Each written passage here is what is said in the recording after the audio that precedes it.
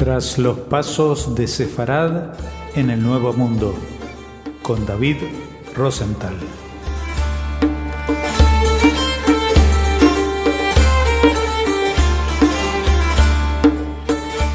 Hola oyentes de Radio Sefarad, como cada semana seguimos recorriendo los pasos de Sefarad en el Nuevo Mundo, en el continente americano, siempre de la mano de David Rosenthal. ¿Qué tal, David?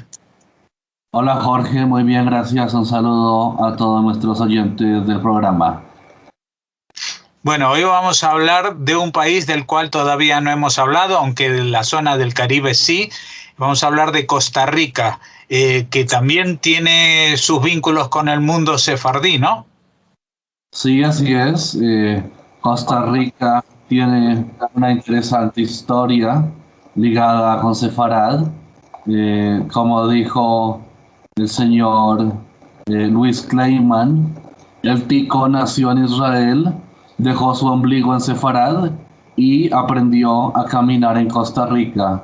Entonces vemos que quizá no es muy conocido para el público latinoamericano, pero sí bien conocido allí en Costa Rica, en la tierra de los ticos, que hubo una importante presencia criptojudía o incluso judía, se puede decir, allí en esta tierra que está entre el Mar Caribe y el océano también. Entonces, como dice la frase de Conrado Umaña, tu compromiso con la herencia en el pasado te proyecta hacia tu obediencia en el presente y ambos te lanzan hacia la gloria de tu porvenir.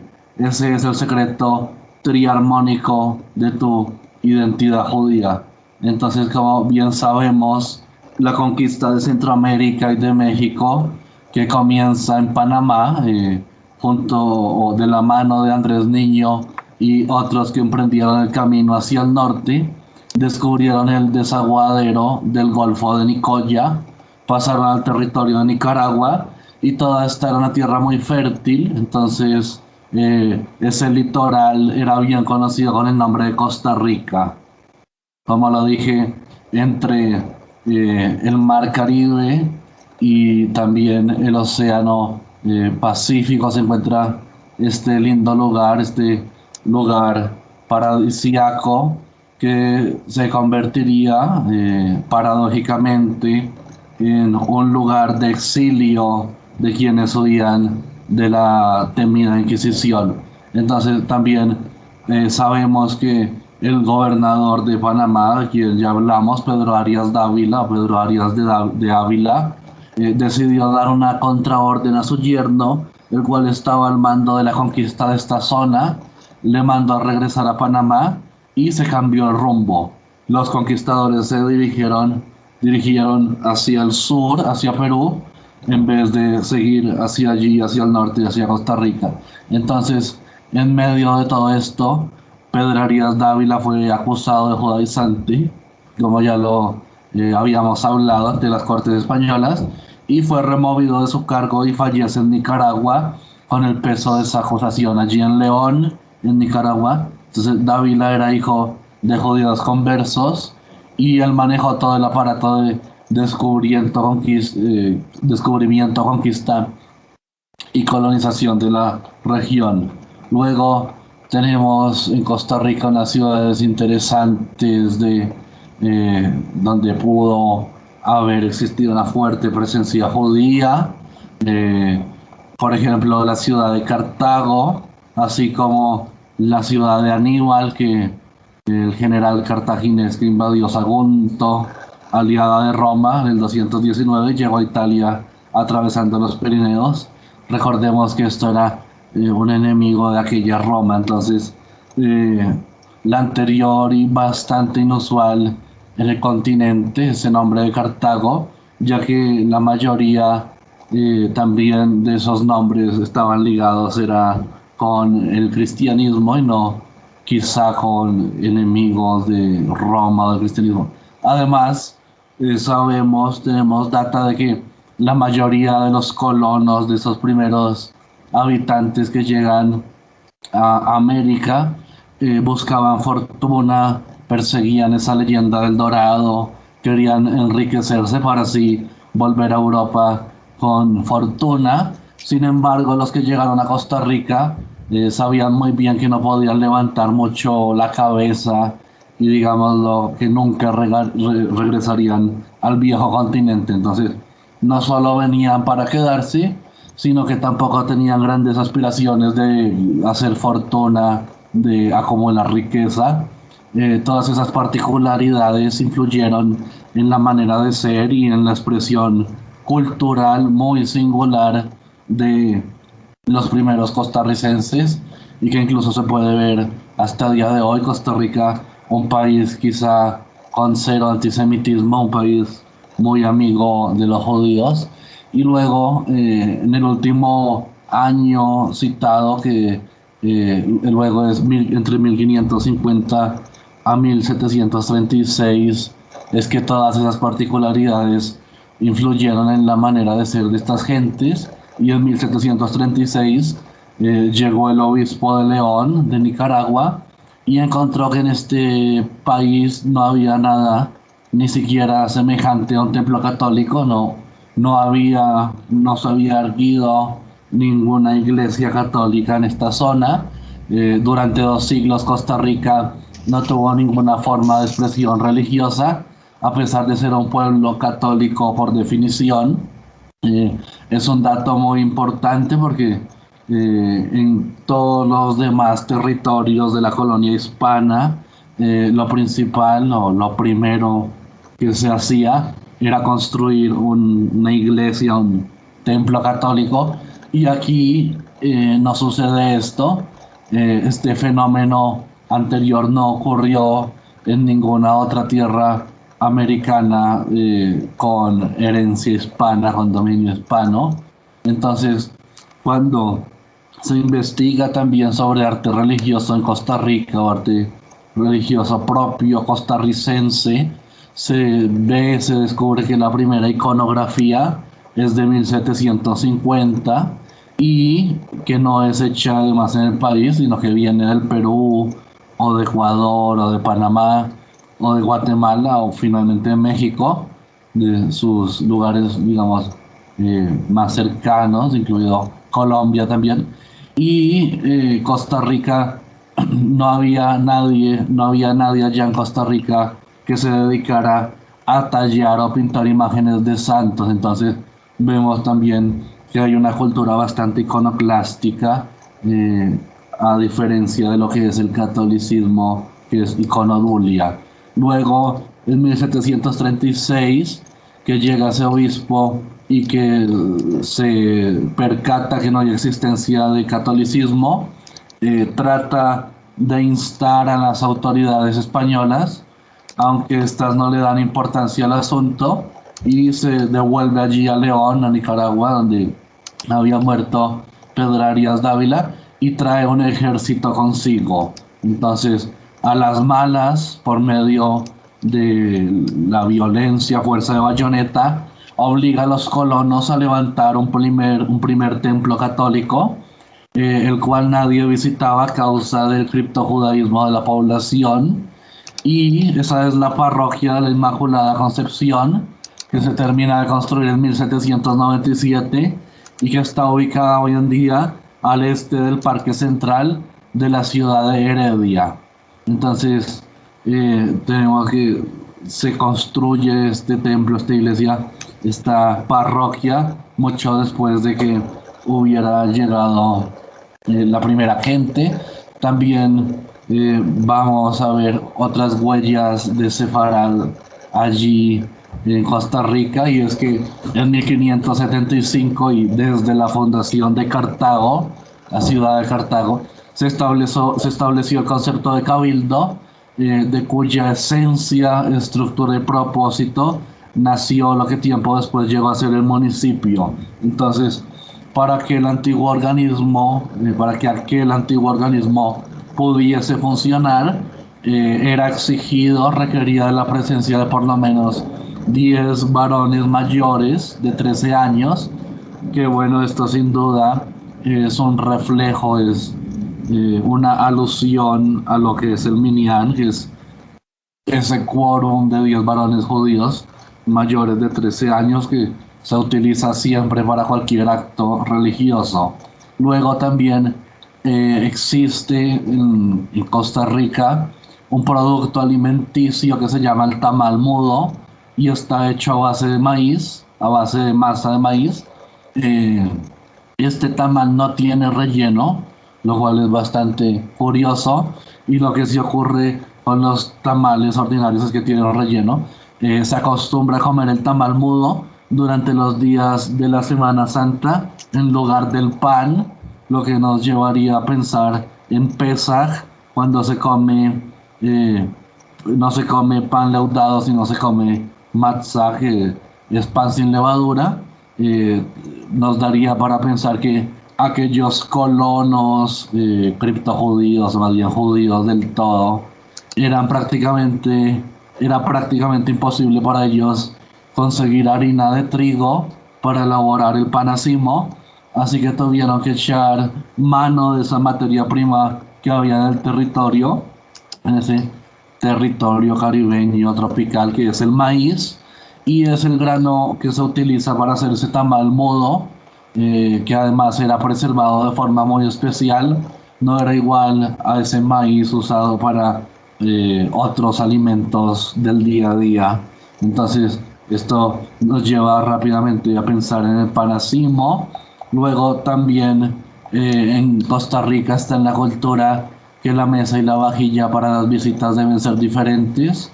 Entonces, entre las familias costarricenses, la utilización cotidiana de una mesa y de una vajilla ordinarias y la de otras que son utilizadas exclusivamente para honrar a los comensales que llegan de visita, ¿no? Una separación como entre una cena convencional y una cena ceremonial para recibir el Shabbat. También los pitos de pichón, que en algunas poblaciones de Costa Rica se le conoce a unos amargos pimpollos de flor de Itabo, y esta costumbre en dichas poblaciones es comer pitos de pichón durante la Semana Santa. Para todos es conocido la coincidencia cronológica que hay entre la Semana Santa y la Pascua Judía Pesaj. Durante esta festividad de Pesaj se comen algunas hierbas amargas. Entonces acá tenemos estos interesantes pitos de pichón. Y también hay otras cosas como hombres con sombrero y descalzos, muy común en lo que se conoce como Gran Área Metropolitana de Costa Rica durante esa primera mitad del siglo XX, pero que aún está presente en pueblos y en ciudades que se hallan fuera de la región principal, que ha sido observar a caballeros descalzos con sombreros. Entonces, el sombrero, además de funcional, además de dar ese toque de distinción, extraña el hecho de que alguien que haya invertido en la compra de tan preciada prenda no haya invertido en el calzado. Entonces, podemos referirnos a que los judíos en tiempos de la colonia disimulaban el uso de la kippah con la utilización cotidiana del sombrero, y además de el andar descalzos en el Yom Kippur, y acá digamos que se extendió la práctica para todos los días dentro de esa comunidad ya criolla, digámoslo, costarricense. También prohibición de señalar el arco iris. Es común ver cómo se le quita como el dedo al niño cuando va a señalar el arco iris. Lo anterior es un ejemplo de la memoria colectiva del pueblo judío. Cuando los ancestros vivían en Sefarad, tenían la costumbre de salir de la casa al anochecer del Shabbat, señalar al cielo y contar por lo menos 3 estrellas. Entonces, cuando había el arco iris, no era así.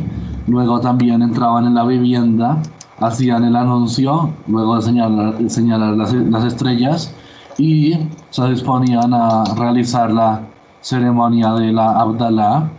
Entonces acá también podemos ver una alusión a eso. La cuarentena también es que desde tiempos de la colonia en Costa Rica ha sido muy popular la costumbre de la cuarentena de que las mujeres luego de el posparto, luego de haber parido, digamos, hacen una cuarentena por razones de salud y no salen de la casa, mucho menos para la iglesia. Eh, Indudablemente esas madres criptojudías disimulaban con diferentes justificaciones la observancia de esa misma. También la abstinencia del baño durante la menstruación, la olla exclusiva para la leche, dice que aún se puede encontrar familias costarricenses en las que se tiene una olla exclusiva para guardar la leche. Entonces, la costumbre judía de tener implementos de cocina y para la mesa, o solo para leche o solo para carne, también deriva de una misma. Y templos católicos con altares que dan hacia el oriente, es algo que también se ve en Cartago, donde los colonos fueron obligados a practicar el catolicismo. Entonces vemos que, digamos que esos altares que dan hacia al oriente tienen una importante relación, alusión a el arca, al Aron HaKodesh, que sería el arca del pacto. Y también hay algo muy interesante que es la ciudad de las brujas, que es Escazú, una población al suroeste de San José, que es la capital, que es llamada la ciudad de las brujas, y se llama así por una conocida leyenda que está muy arraigada a esta ciudad y también a el pueblo costarricense, y es que la gente que vivía fuera de Costa Rica y que llegaba a Escazú se enteraba que en un día determinado de la semana, es decir, en el viernes, todas las mujeres se apresuraban hacia sus casas, encendían velas y hacían cosas raras enfrente de estas y decían ciertas palabras que no se entendían. Entonces, esto nos lleva a la práctica del Shabbat, obviamente. Escazú era un pueblo en el que la mayoría de las mujeres, por el hecho de ser judías, criptojudías, tenían esa costumbre.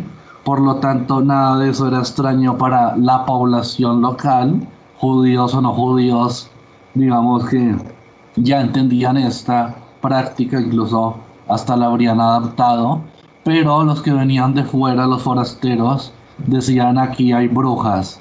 Entonces, la tradición oral costarricense habla del domingo 7 y de aquel al que las brujas convirtieron en un hombre muy rico cuando les enseñó la rima de lunes, martes, miércoles 3, jueves, viernes, sábado 6. Entonces, aquel individuo fue premiado por las brujas de Escazú por haber culminado la rima con el Shabbat, lo que nos llevaría a pensar que además tenían oro.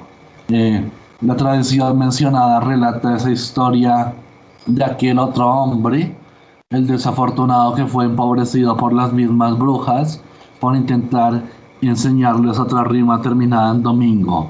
Es bien sabido que el domingo es una negación del judaísmo, digamos, una nueva forma de la Iglesia Católica de respetar el día santo.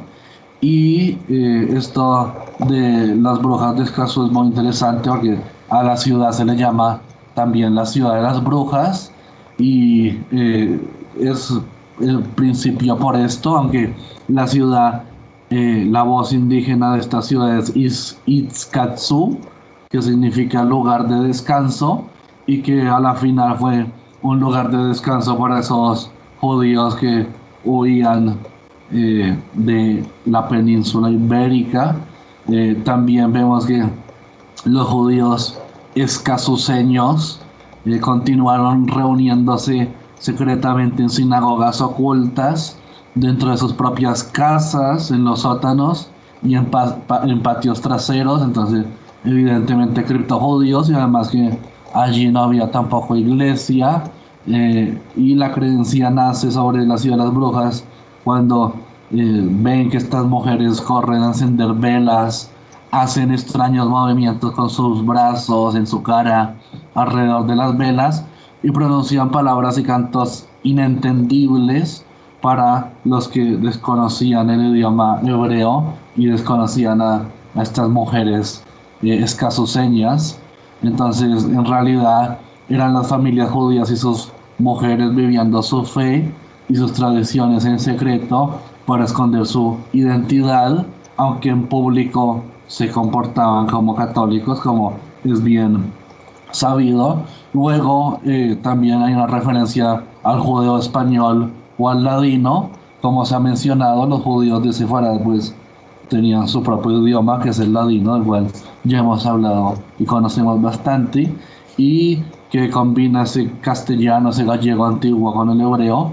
No cabe duda de que los primeros colonos no solo eran sefardíes, sino que también evidentemente eran ladino parlantes, y prueba de ello es la marca que hasta la actualidad permanece imborrable en el habla del campesino costarricense, palabras propias del judeo español, algunos ejemplos como abración, ábrese, achará, acuanta, adío, ánima, asina, aperado, barbiquejo, cascajal, casorío, bueno, etcétera, un poco de palabras del ladino, y también apellidos propios de sefardíes, como de lugares como Toledo, toledano, Zamora, también soriano, povedano, Sevilla, sevillano. Entonces es evidente que allí en Costa Rica hubo esa presencia sefardí. Pues sin duda una revelación para muchos costarricenses, para muchos ticos, el descubrir esos orígenes, aunque puede que muchos ya los conocieran. Para nosotros desde Madrid esto es siempre ilustrativo y nos amplía mucho los horizontes. Y te agradecemos, David Rosenthal, y te invitamos a que la semana próxima sigamos recorriendo estos pasos de Sefarad en el Nuevo Mundo. Hasta entonces, muchas gracias.